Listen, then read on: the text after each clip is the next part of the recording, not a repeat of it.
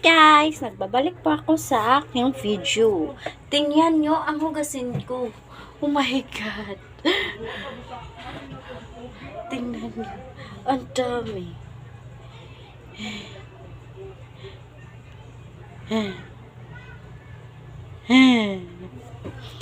Dami hugasin. Hugas-hugas tayo. Hugas-hugas. Hugas-hugas ng pinggan. Pinggan. Pinggan. At aron maligo na ako. Maligo na ako. Maligo na ako.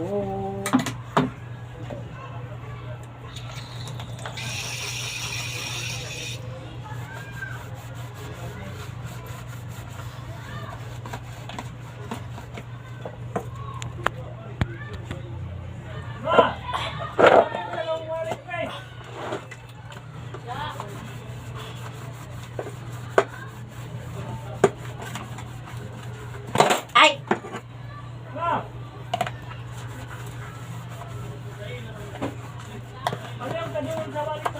Ligo na din ako pagkatapos na maghugas og plato. Kay alimuot na kay atong hitsura ng atong naong ay tag dugyot ani barangay tag iya. Now. Tagoy tag iya ani kalakihan.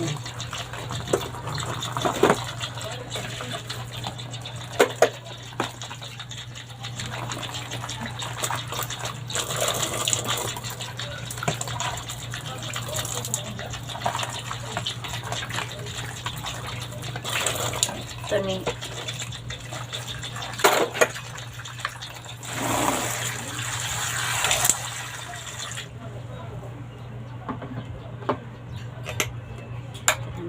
manisod ay gihurot sa usa.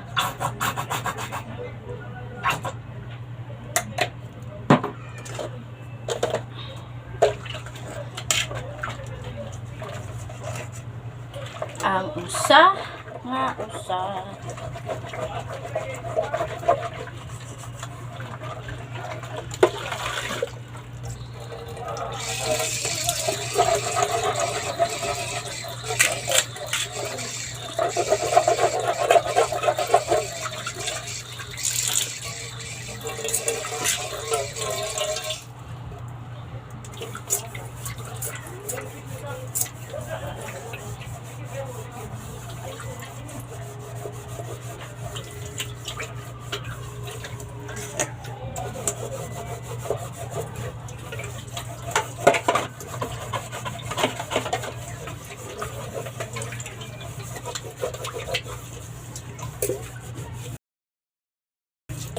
upload ta sa video na to mga to ta sa hotel mag-upload.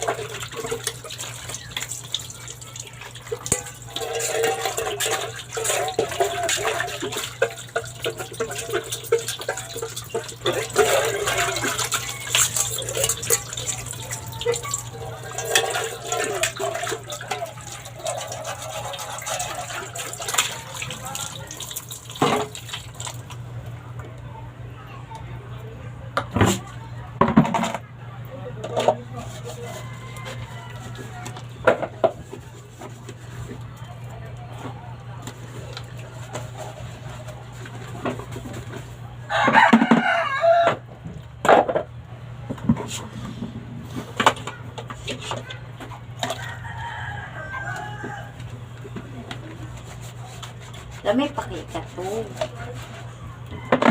Na may trabaho uno naman. Liho ko sa tani.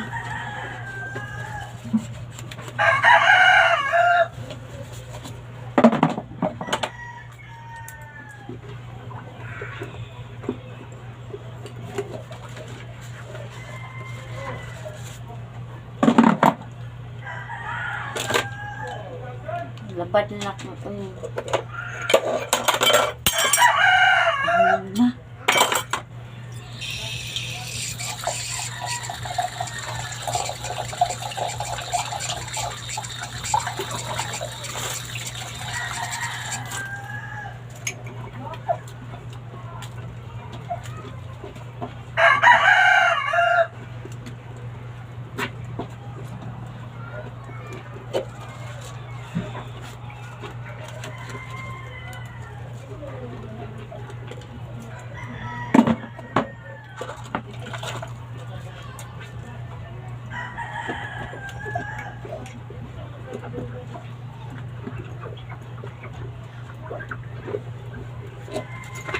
Ay, yapit.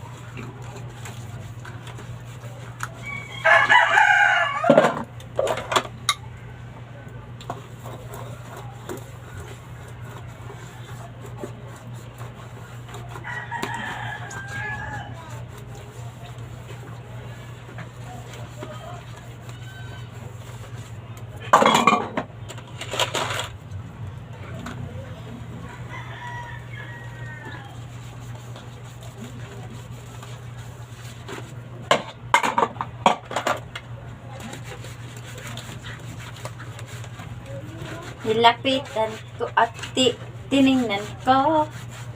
Nilapitan ko. Ay, karako. May nakita akong hiwagang diwata. Sa to ko yung lamang ko makakantang nana. Ay, ambot lamang.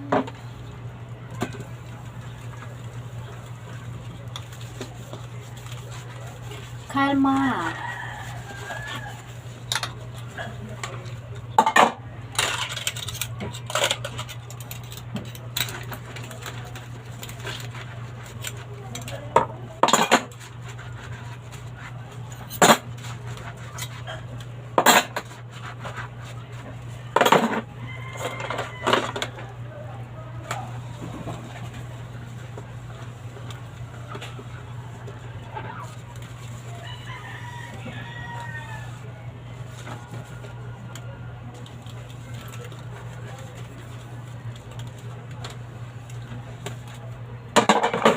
Gusto ko kunin yung mga anak ni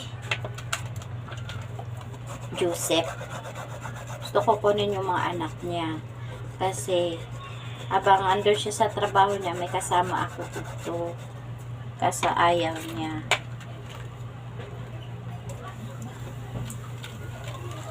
Tsaka, pwede naman siguro dito matransfer yung mga anak niya sa pag-aaral. Kasi malapit lang naman ng paaralan dito sa trabaho. Gusto ko talaga kunin yung mga anak niya.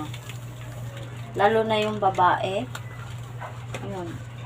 Purity ko talaga, inisip ko talaga yung anak niyang babae.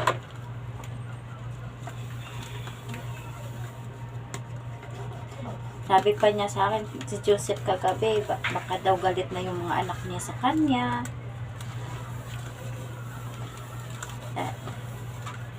Siguro, sa opinion ko, sa ganyang sitwasyon nila ng anak niya at ni Joseph, siguro, talagang magagalit siguro yung mga anak niya. Kung lalo na brainwash yung mga bata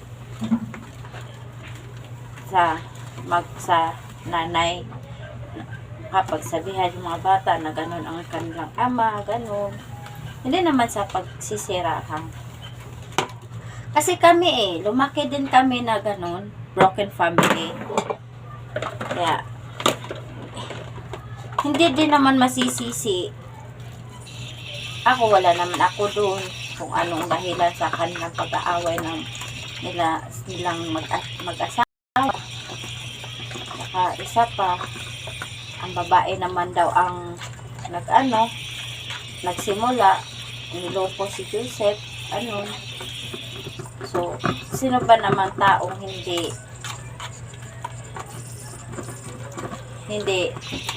magagalit sa ganyan, at sino ba namang lalaking gusto pang makipagsama sa ganyang klaseng taong babae, 'di ba? Na nag-cheating na, tapos may bisyo pa, babaeng babae, bisyoso. Hindi naman tama 'yon. Isa pa, hindi naman sa ninira ako. Akin lang, purity ko lang po dito kasi yung mga bata. Lagi ko tinaano ko talaga si Joseph tungkol sa mga anak niya. Sabi ko, magpadala ka ng pera dun, padalhan mo ng pera mga anak mo, suportahan mo, kasi ama ka, para yung mga anak mo. Ayaw niya. Kasi daw, baka lang daw iwaldas lang daw yung pera sa nanay ng anak niya, baka punta lang sa sugal, walang kakwenta-kwenta. Hindi naman ako sinabihan ko si Joseph na kunin na lang natin yung anak mo, tayo na lang mag-alaga, kasi mas mabuting dito sa poder mo para masubaybayan mo pag sa mga bata. Kasi inisip ko kasi naano ko lang kasi yung anak talaga niyang babae. Mahirap na kasi babae yun malayo sa tapos wala pa sa poder niya. Alam ko naman na nami-miss ni Joseph yung mga anak niya. Alam ko naman nami-miss niya yung mga anak niya. Kaso lang, itong taong to, tigas din ang ulo.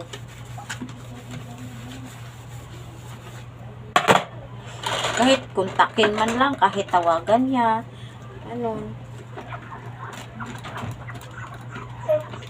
para yung mga bata naman, hindi sa kanya, hindi lalayo yung mga bata sa kanya.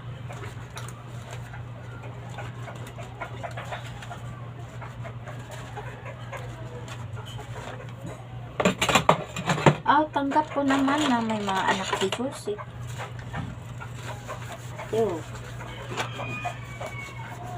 Tanggap ko naman. Buti nga yun, may anak na. Iba nga dyan, single mom, iniwan nga. Tinatanggap nga, pati mga bata tinanggap.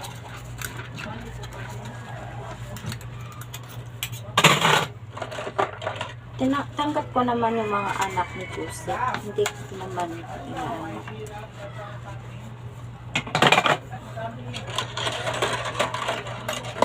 Kaso lang, sa pagtanggap ko sa mga anak niya, wala sa kanya. Wala sa poder niya. Maganda nga sana kung nasa poder niya para may kasama ako. Kaya si Joseph nasa trabaho, may kasama ako sa bahay. Diba? May makulit. Meron din akong kausap. Pag gano'n.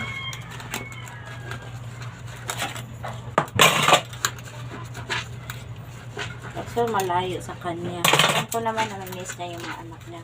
Hindi lang niya pinaano sa akin. Sino pa namang amang hindi mamimiss yung mga anak, diba? Walang magulang na hindi makapagtiis ang mga anak. Walang magulang na hindi mamimiss yung mga anak. Alam ko yan. Dahil ako miss ko rin yung anak ko. Nawala man siya sa kamay ko, nawala man siya sa pupunan ko, nalaglag man yung anak ko. Inisip ko nga sana hindi na lang nalaglag yung anak ko.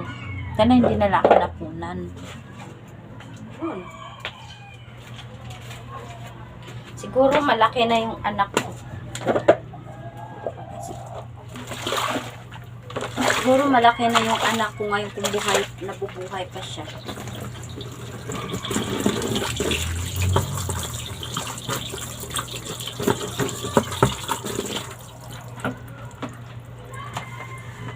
Kaso, wala eh. Desisyon ng Panginoon yun na kunin yung anghel sa pupunan ko. Kasi, dati, sitwasyon ko dati, hirap talaga. Bisyoso yung kasama ko dati. Eh. Paano kung mabubuhay yung maayos yung bata? Hindi. Siguro kaya kinuha yung sa Panginoon yung bata. Kasi, yun nga, walang maayos na,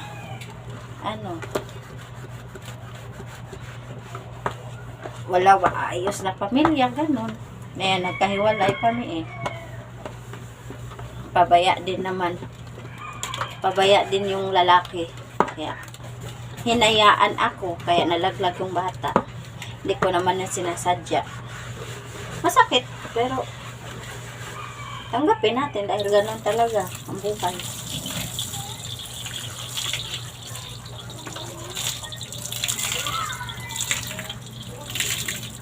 Kung tutusin lang, kung ganyan sa sitwasyon, namimiss ko talaga yung mga anak ko. Namimiss ko nga yung anak ko eh, na nalaglag. Namimiss ko nga eh. Ano nga ako sa sarili ko, kung nabuhay lang sana yung anak ko. Hanggang ngayon, nandito pa siya sa akin.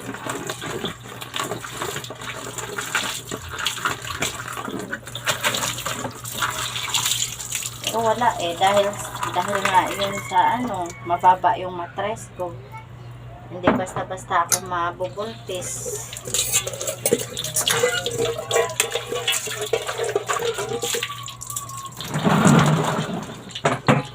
Yun.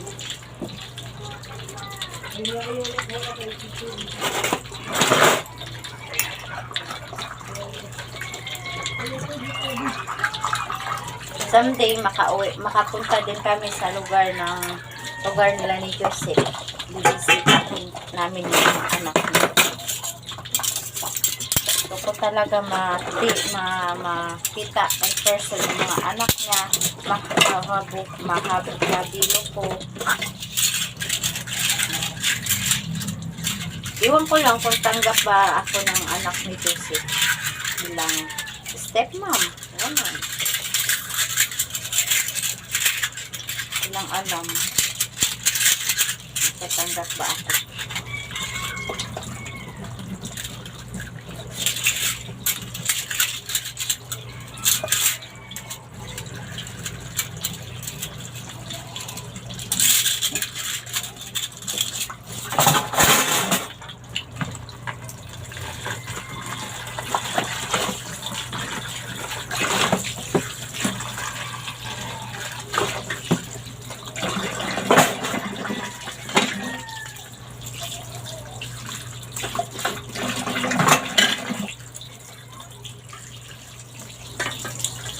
Gusto ko na rin magkaanak. Gusto ko rin, pangarap ko na makabuo kami.